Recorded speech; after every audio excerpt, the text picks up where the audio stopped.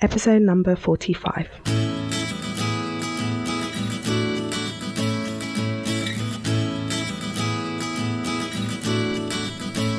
Hi, you're listening to the Careers Beyond Motherhood podcast with your host, Janine Esbrand. I'm here to help working mums like you to thrive in your careers and in motherhood. I share tips, strategies, and inspirational conversations with awesome women to help reduce the struggle in your juggle. Time for say, Mummy. Hello, and welcome to the show. It is great to be back with you again today. Now, before I jump into today's episode, I wanted to share some details of a workshop that I am running in the next few weeks. So on Friday, the 26th of October, I'm going to be running a workshop on how you can leverage your strengths so that you can get more done in less time. So if you are someone who feels like you're time poor and that you have a whole load of things on your to-do list all of the time, then I would encourage you to come join us for this lunchtime workshop if you're going to be in London on that day, because you're going to learn how you can get really clear on what your strengths are and how knowing what those strengths are allow you to leverage them so that you can work smarter instead of harder. So if you're interested in coming along, head over to the show notes at lightboxcoaching.com/episode-45 and you can grab the details about the workshop there. Now, you will know that I am really passionate about supporting women who want to build careers that they love whilst raising a family, and that I believe that it is possible to juggle work and family life effectively.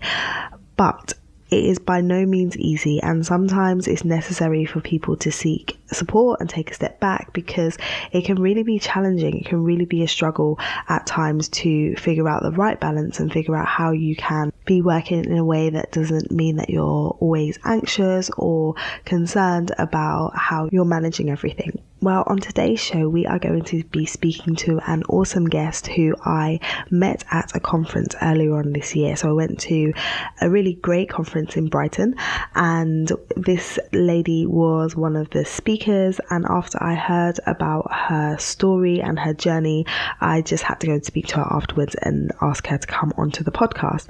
Now, she is a doctor, she's a mother of 3, and she's also a tiny habits coach, and she's going to speak to us about what happened in her journey when she experienced burnout and what she did afterwards to turn things around, and how she now helps other people to do the same and to avoid burnout.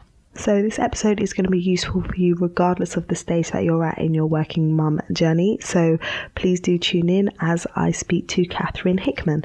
So without further ado, let's jump into my conversation with Katherine. Hi, Katherine. Thank you so much for being here. I'm super excited to interview you today. So could you introduce yourself to the audience and let them know a bit about you? Yes. Hi, Janine. I am so excited to be here. It's great. My first podcast interview, so it's very exciting. So who am I? So basically, I am Katherine Hickman. My main title is GP, but I do lots of other things. I am a mum of 3 young kids who are aged 10, 7 and 3. So I do GP 2 days a week. I do lots of respiratory stuff. That's my specialty. But in my spare time, which I have very little of, I've also trained as a life coach, specialising in particular medic mums who are going through stressful periods in their life, like I did 4 years ago. I kind of feel it's my time to give back and I suppose help them put their lives back together like I've done over the last 4 years after a period of burnout, which was pretty unpleasant. So yeah, that's where I am at the moment. Yeah. I was so excited because we met at a conference, and when I heard your story, I was like, oh my goodness, this is amazing. And I'm a lawyer, and I also train as a life coach. So it's always good to connect with other professionals who have their career, but then decided to give back through coaching. So so much exactly. And I've looked on your website. So there's so many similarities, aren't there? And it's great. Lots of overlap. Yeah, we can do it. I thought you gave me hope. I thought, right. Janine can do. I can do this. Yes, totally, it's possible. So let's start with you sharing a bit about your journey into motherhood. So tell me a bit about what your career looked like before, and then about your transition into motherhood, and then we'll dive into talking about what happened after that. life before motherhood. I can Can you barely remember? remember it.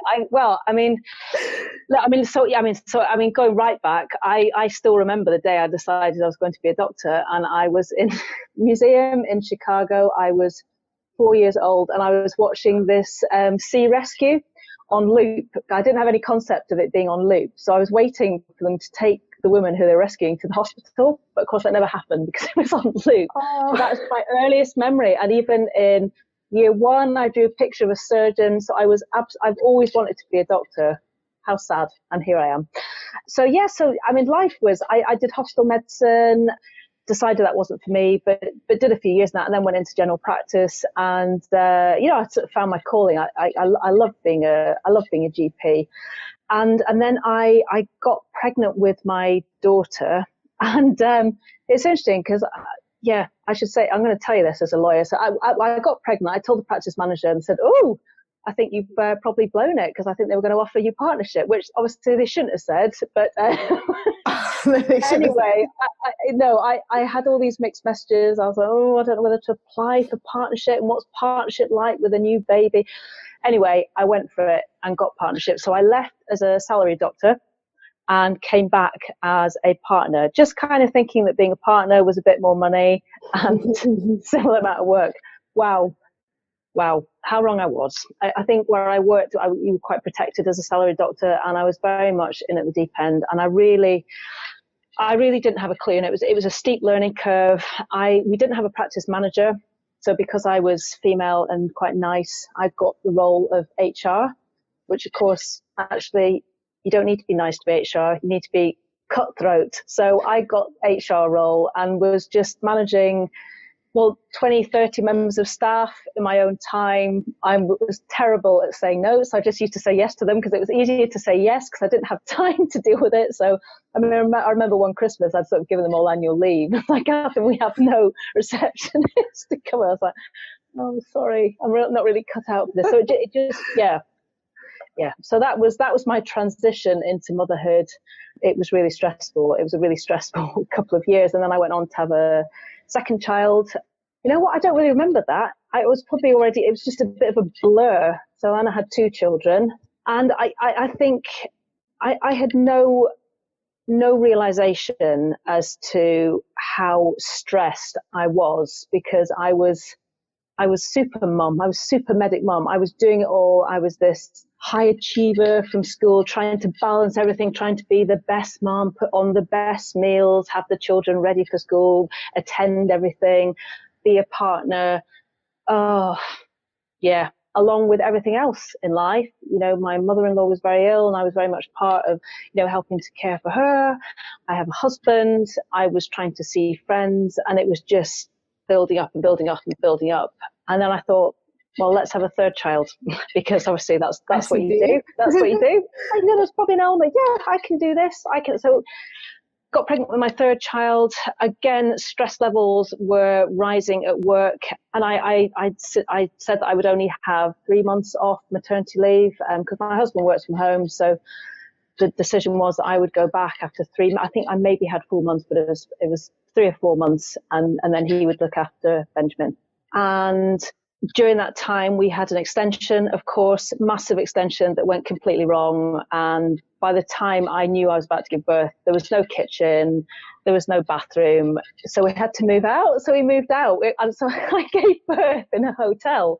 Oh, my goodness. Like an apartment hotel. And so my friend wrote that up. And in the end, it was all fine because I'd had a home birth with number 2. So it was all went very well. But again, it was this feeling of like, I can do anything. I didn't have painkillers. I was just, in so many ways, I was a bit euphoric. I was a bit like, I'm just on top of the world here. I can throw anything at me and I can cope with it.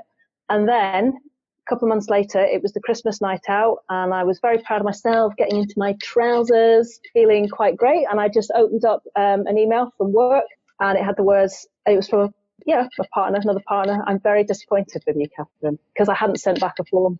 And literally that one word, and I only realised this years later that it was that one word, my whole life just unravelled.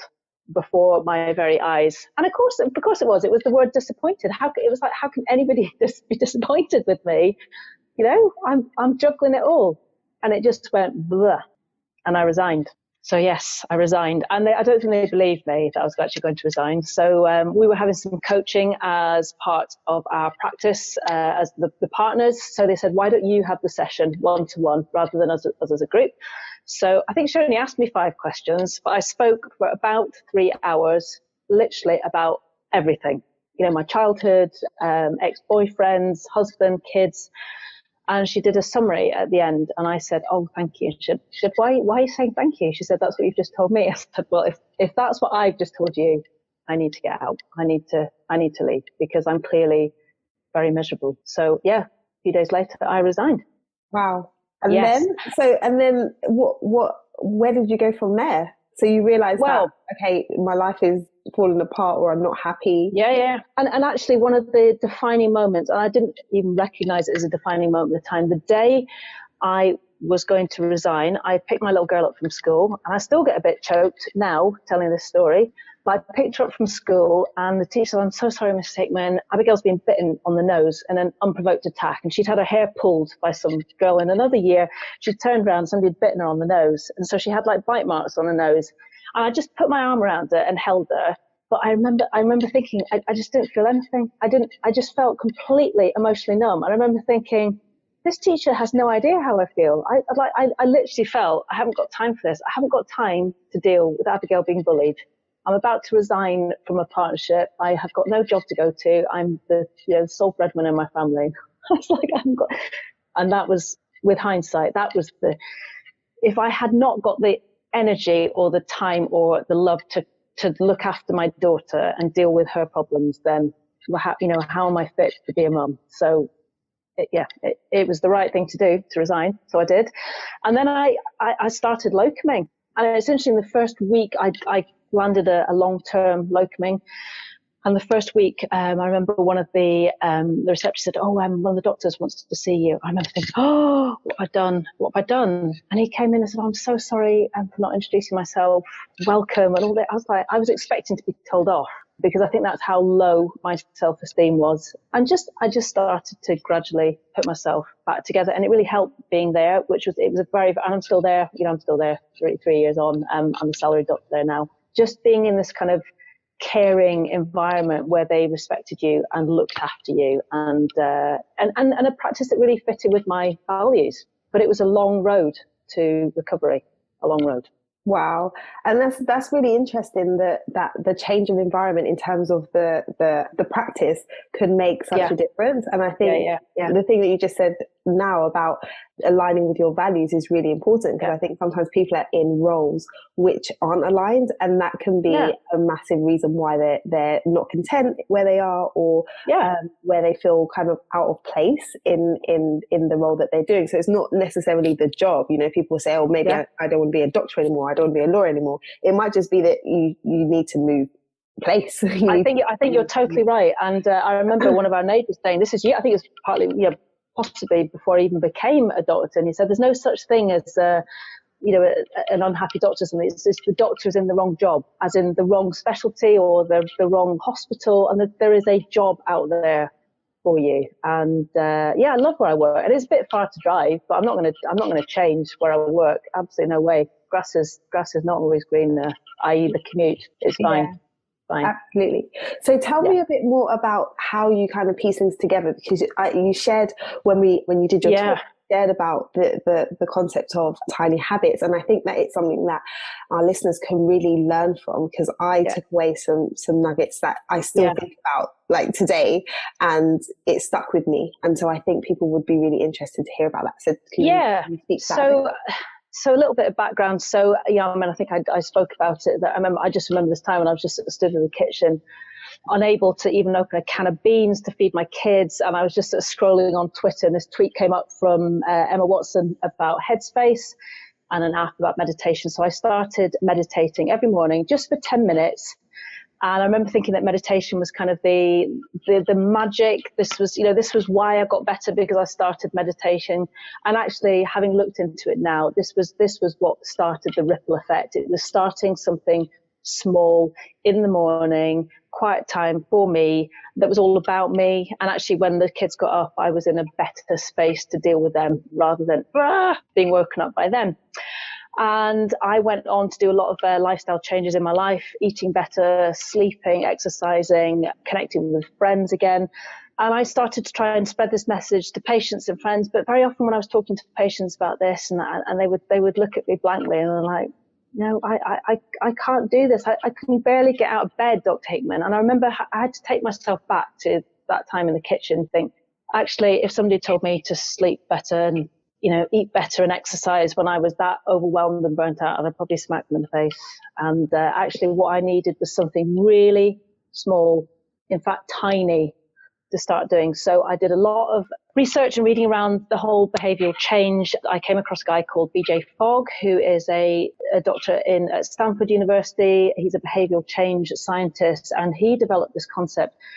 He's certainly been working on it for over 20 years called tiny habits. And basically, I came across this about 3 years after I burnt out. It would have been very useful 3 years ago. But essentially what I did was to start with a tiny habit and to gradually to build over time as I got better.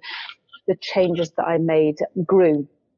So the concept is that you don't rely on motivation, because when we are stressed out, burnt out, overwhelmed mums, you don't have any motivation to change the things that you should change.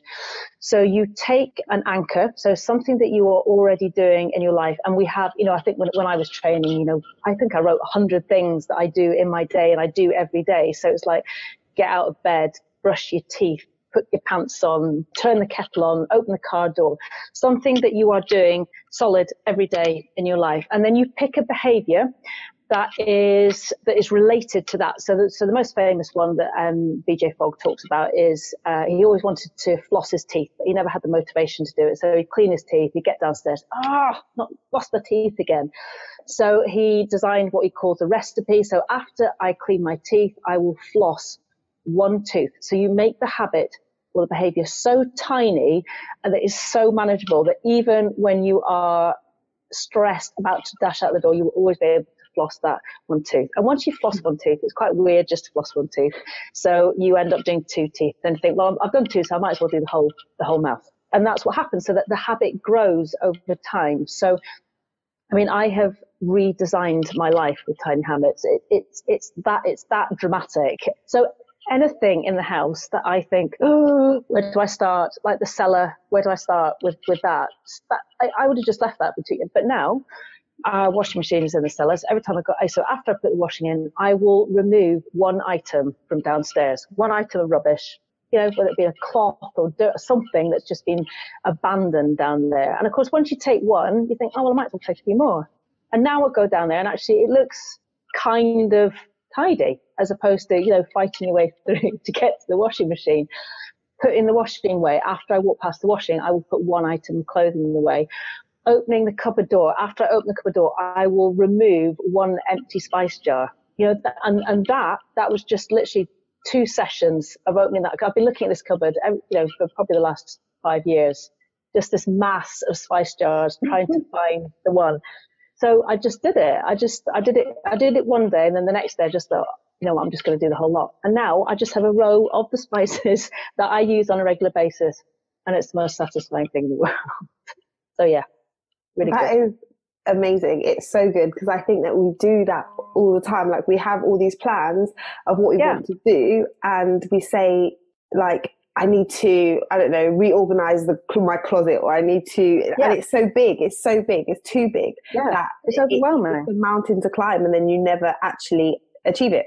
So for me, when you shared that, I thought, that makes so much sense. I love the one about flossing, because I do that. I'm like, I should floss. Yeah, don't do it. But we forget, don't we? And that's the thing. And it's, as I say, and and it's relying on the motivation. That's where the problem falls down. Another example, I'm very interested in lifestyle medicine, and I got on and on about it to my patients, and a lot of them just want a drug or a pill. I'm like, no, let's talk about exercise. And so things like, exercise, you get all motivated, it's January the 1st, and you're going to commit to running 3 times a week, and you do it for a week, and then you have a really bad day at work and you come in and go, oh, just can't be bothered. And so you go straight to the fridge and get something out of the fridge, and you don't, because you've got no motivation that day. And then you feel rubbish about yourself. You feel like a failure because you've not done that 30-minute run that you committed to, and you forget about it. So what tiny habits do you, if you start the process with a tiny habit, and the tiny habit could be as simple as, after I walk in the door, I will put on my running shoes. And then one very important part of tiny habits is celebration, which is in many ways quite an American thing to do. We're not in the UK, we're not very good at public displays of celebration, but that celebration could be as simple as a smile, just to sort of reinforce to your brain that this is something that you want to do, and this is something good.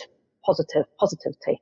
So after I walk in the door, I will put my running shoes and celebrate. And that's all you need to do. But over time, it becomes a little bit weird that you've got your running shoes on in the house. So you might put your running shoes on and walk back out the door and go for a walk.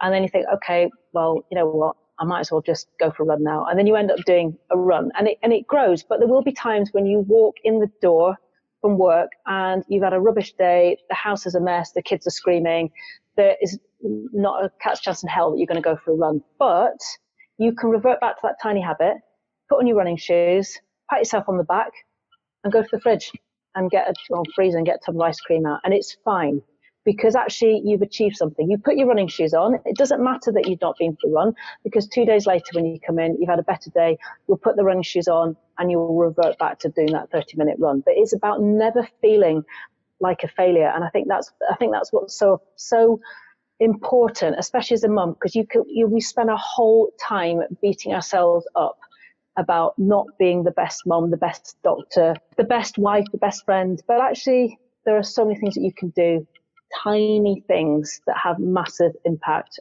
on your life. Yeah, that's awesome.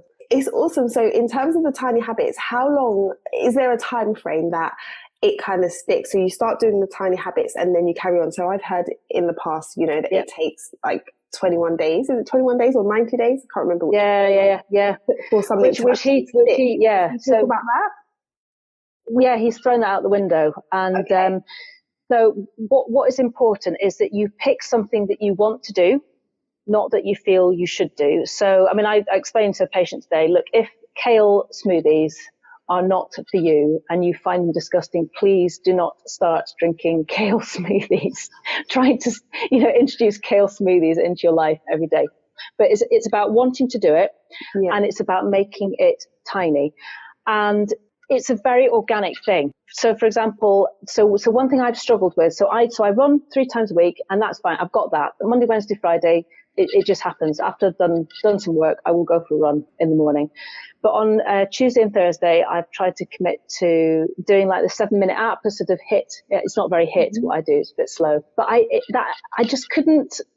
Partly because I didn't particularly want to do it, but I knew it was good for me, and I recognised that if I remained in my pajamas, I would never do it. So I needed to be in my gym kit to do it. And once I've got my gym kit on, I would always do it.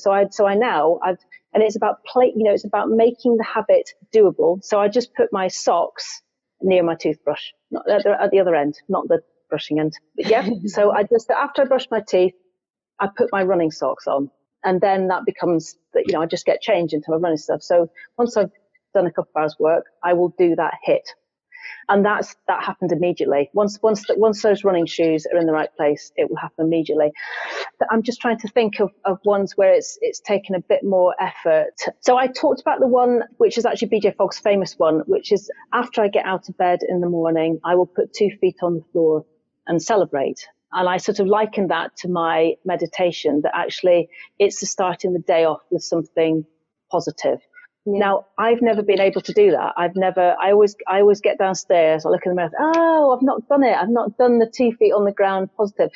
And I think it's partly maybe I'm in a good place at the moment, and I don't feel the need to maybe start the day positive. And I know I do lots of other positive things but actually this is one I use a lot with my patients, and I write it out, especially patients struggling with their weight.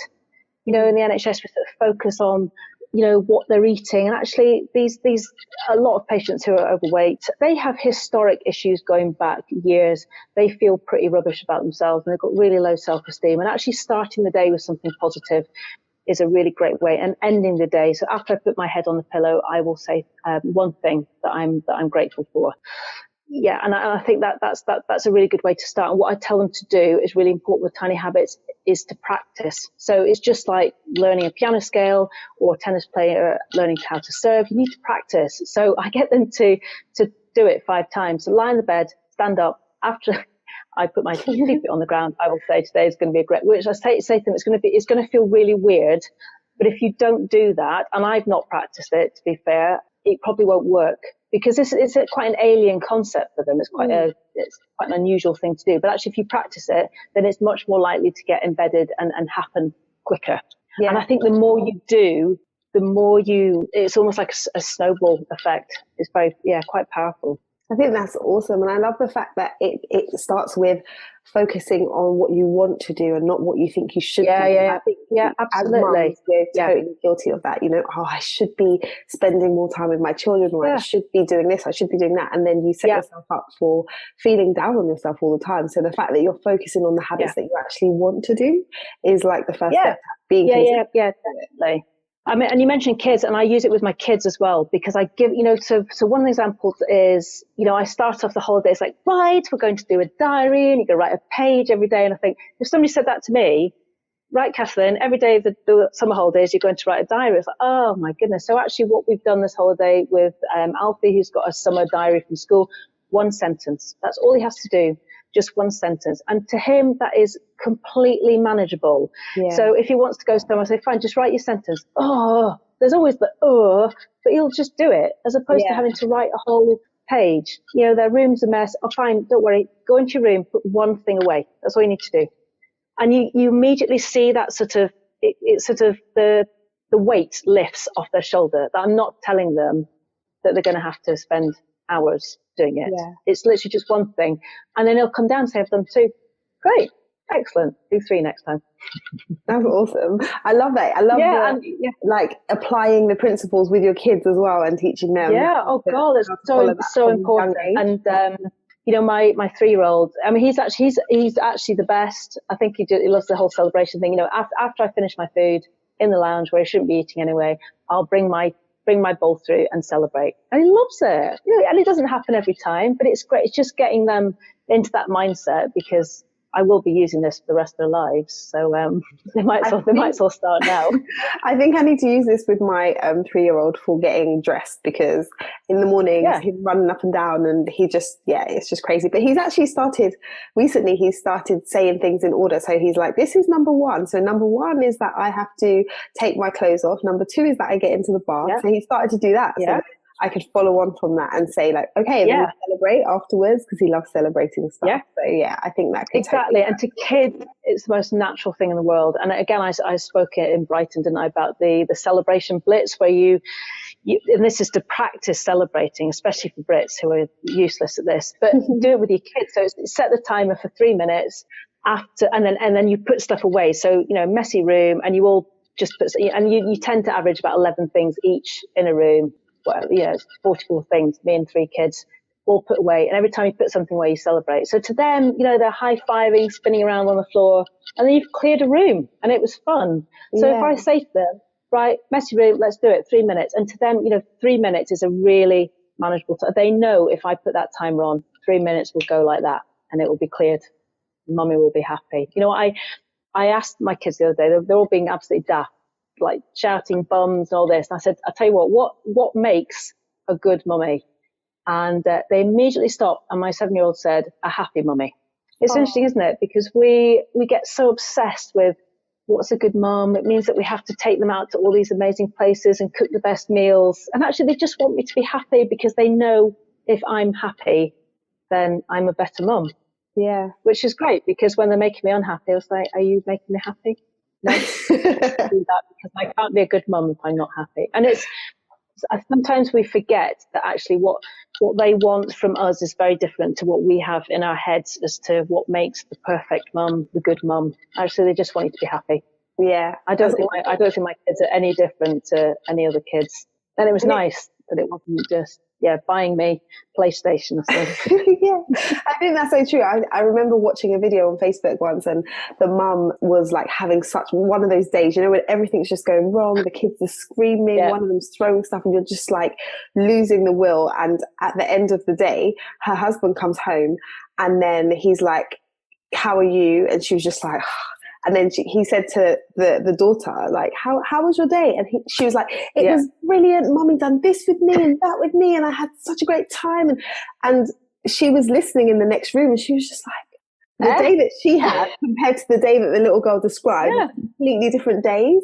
And so it really brought it home that you might feel like you're just losing the will, but to them, you're being you're doing the best that you can, and they love it, and they see it, and they feel the love. So yeah, it's awesome to change. We beat ourselves up so much. Yeah, we need to be kinder to ourselves. Definitely.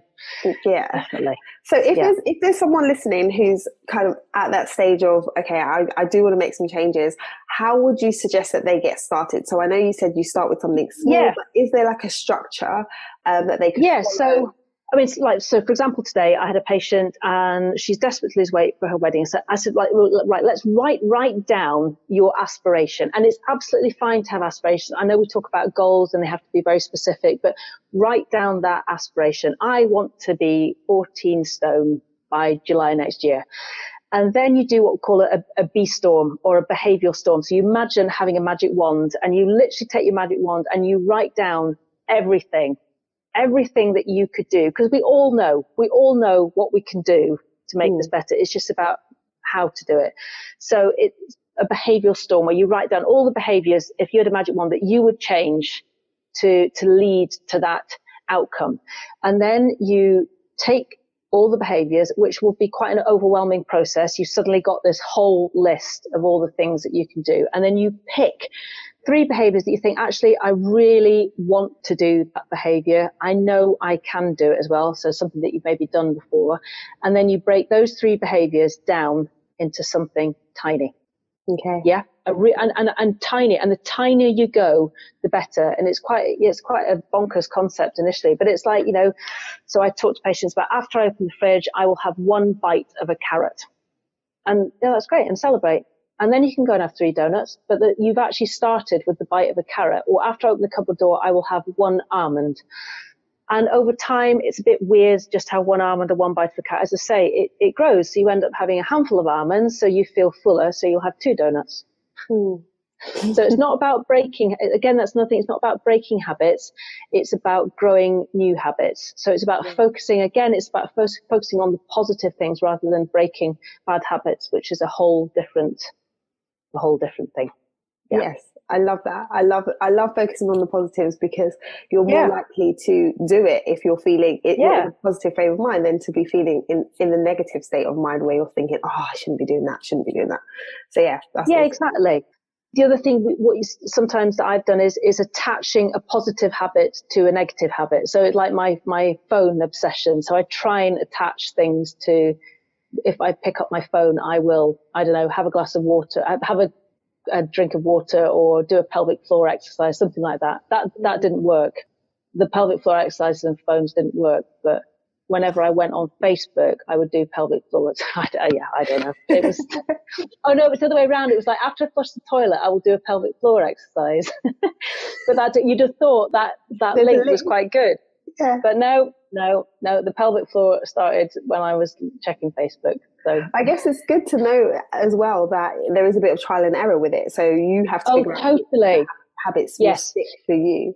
Absolutely. So it's a completely fluid process, and there's no such thing as failure as well. So if a recipe doesn't work, that doesn't mean that it's not right. It means that it needs to be looked at and actually, well, have I got the anchor? Is it something that I'm doing every day? Is it something specific? Is it related to the behavior that I want to change? So there's no point in saying, after I clean my teeth, I will have a bite of carrot, because the carrot is downstairs and you're upstairs. It needs to be something that is really aligned with what you're doing at the time. Yeah. So cleaning the teeth and flossing is the perfect example. But it's about, just think about it. Actually, is this something that I really want to do? If it's not, ditch it, do something else. Go back to that behavioral storm that you've done and find something that is something you want to do and something that is is achievable. So, and something that you can break down into a tiny habit and just watch it grow. And then just ditch all the other behaviors for another time. Work on those 3. And once they're established, once they're automatic, then you go back and you find another 3 and you work on those. Brilliant. And you just build it up. Yeah. I love it, because a lot of time people will kind of give suggestions and say, oh, you should do this, you should exercise more, you should do this. But this is like so practical that you can literally be like, okay, I can apply this and I can see how it's going to actually impact and make a difference in the long term. So it's really, really awesome. And literally any aspect of your life. You know, so I always think about, I'm not very visible on social media, so I'm going to start one. So, you know, after I open my laptop, I will open up Instagram. I'm not going to post. I'm just going to open it up, look at it. And then, as I say, over time, it's like, come on, Catherine, just do this. Just post the picture. What is the issue here? But actually, just start. I'm sure there are underlying issues, but just start with something manageable as good. Yeah. So like yoga, I used to love, I like making yogurt for the kids. The kids like it. But it was just in my head, it was like this massive process, which it wasn't. But I just had the stuff out, and every time I walked past it, I would like chuck up the milk powder over in the air. Right, today I'm going to make yogurt and celebrate. And now that happens. It happens. Awesome. Yeah. Watering plants, just pick up a plant. Don't need to do anything else. After I walk past the plant, I will pick it up to remind you to start watering. I've never heard anyone say I'm making yogurt. Like, I'm like, what? You're making yogurt? That's amazing. That's amazing. I had a play date the other day and I decided to make cookies with the kids. My friend was like, I can't believe you're making cookies. I'm like, yeah, it's cookies. And you're just like here making yogurt. I'm like, this is another level. I've no idea where the yogurt making, I've absolutely no idea where the yogurt making came from, but it's become a thing. And it's quite a good example of a tiny habit that's worked, because it was sort of every 4 weeks, and now it's, every few days I just, I like some sort of Earth Mother. I'm absolutely not. And I'm not painting this perfect picture of life at all. But it's so awesome to hear like where you were before, of being in that place of like, oh, I'm Superwoman, I can do everything, and then the tough period you went through, and then how you've come out that using this whole process and concept. Really inspirational, because I think there's a lot of people that are kind of where you started, so knowing that there's light at the end of the tunnel as well is really cool. And you know what, I said this to my husband the other day. What did I say? Like, this woman, as in me, hasn't got it all. I'm doing it all. We haven't got it all, have we?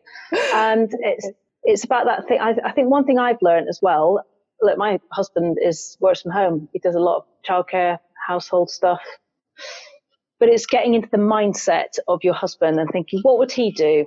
You know what would he do with those clothes that are just lying on the floor if he'd walk past them? And you know what? He's not a worse person for it. He's just decided that actually that doesn't need to be looked at. And it's that there's that famous cartoon, the mental load that mums have, and it just really resonates. You sort of put the washing on and then remember that you've got to buy carrots for tea, and then you've got to sort out the packed lunches for tomorrow, and it's just, too much, overwhelming, too much. The guilt, we're so bad at guilt as well. I know, it's terrible, but it's good to know that we're all doing it, and that there's ways to overcome it as well. Definitely. So I always like to ask my guests about inspirational quotes. So is there one that you can share, like a quote or a saying, or So my favorite quote is then, the future belongs to those that believe in the beauty of their dreams, and that's by Eleanor Roosevelt. And I've no idea, I must have just come across it, but I wrote it down on the first page of my first ever journal that I bought when I was trying to put myself back together. And that's one thing I got, was a journal, so a gratitude journal. And long story, but when I'd come back from a flight, and I just had this kind of overwhelming inspirational moment where I just wanted to sort of capture what I'd done over the 2 years, putting myself back together. And I remember opening up my journal and I saw that quote, and I saw the word dreams, and I wrote dreams down, the letters, and 10 minutes from the airport back to my home, I'd filled in the blanks, and it was diet, rest, exercise, aspirations, mindfulness or meditation and socializing. And I thought that sort of captured for me all the things that I had done over the 2 years, all the parts of the jigsaw that I had put together to put myself back together. And it all was inspired by that quote. So that's my prescription that I use with patients, and I continue to use with myself as well. And when I am feeling a bit I think, well, what's missing? Oh yeah, I've had a bad night's sleep, or I've eaten rubbish, or I've actually, my friend phoned me the other day, I've not phoned her back. Start to reconnect. I've stopped doing mindfulness in the morning. And it's amazing how just slotting them all together and bit that jigsaw piece back in, things start to feel better. And again, and each of those I break down into tiny steps. I mean, this is why it all went wrong with patients. I just used to prescribe them dreams and go, eat better, sleep better, exercise, start evolve, meditate, socialize, because I'd forgotten what it's like when you're feeling at your lowest. The last thing you need is some preachy doctor telling you to But I love that. I love that acronym, and it's awesome to kind of know that quote could inspire that. I love words, and that's why I always ask people about quotes. That's great. It's a great question. So if people wanted to learn more about Tiny Habits and you and, the work that you do as a coach, and obviously you're a GP, but where would people find you? What's your Instagram? No, don't go to Instagram. There's nothing, There's nothing there. I do have a website that I know I've given you the link, and a Facebook, which is Medic Mum SOS. And I've given you the link, haven't I? I will share that. I offer, like a 5-day online coaching in Tiny Habits, which is a sort of semi-automated process. So it's done with BJ Fogg, does some introductory videos, and then as I say, it's semi-automated, but I then interact with you. So you'll get your automated response, and I will go in and coach you on your recipes. So you say, actually, well, that might not be working because of this, this, and this. And it's great fun, great interaction over the 5 days, and then see where it takes you. Awesome. I'm definitely going to dive in and do that, because I think there's a lot of areas where I can totally use this to make some changes. So thank you. Yeah. Fantastic. Yeah. Oh, it's been awesome having you. I'm so really enjoyed it. Really enjoyed it. Everyone's going to be talking about Tiny Habits and implementing Tiny Habits, because it's just amazing. I hope so. Yeah. I mean, fabulous. Yeah. Thank you. Oh, thank you. Oh, that was such a great conversation. It's not often that people are willing to open up about the hard times that they've been through and be so vulnerable and open and really share what they went through, and then their journey out of that and how they went about getting out of that. Often the practical element is missing, and they don't always share the how to.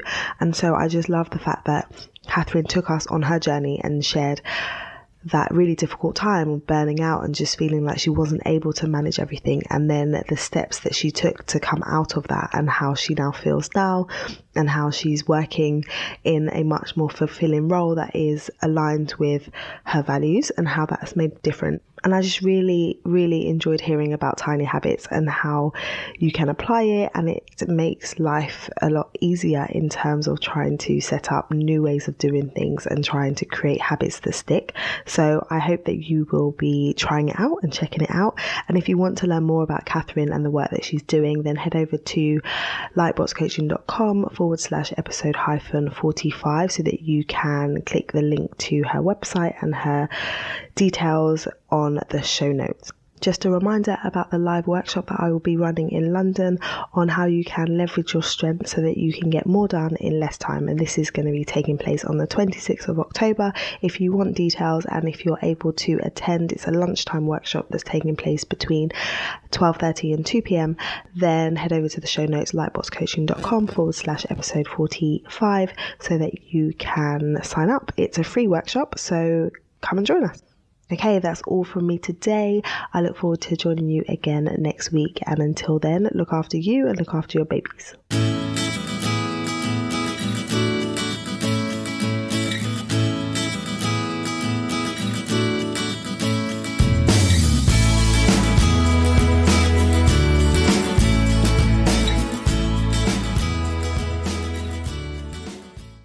This podcast features music from Sound.